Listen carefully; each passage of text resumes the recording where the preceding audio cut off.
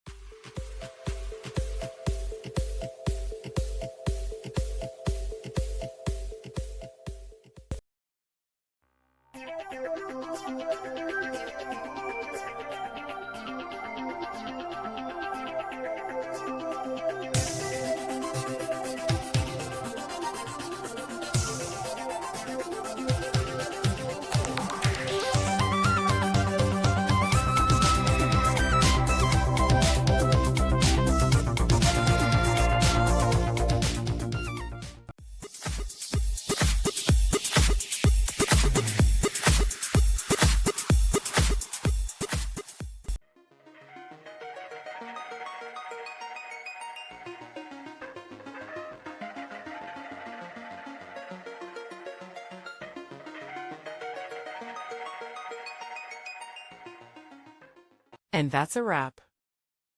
I hope you found the answer you were looking for. If you did, take a second to hit that subscribe button. It really helps out. And let me know in the comments which solution worked best for you. See you next time in the debug zone.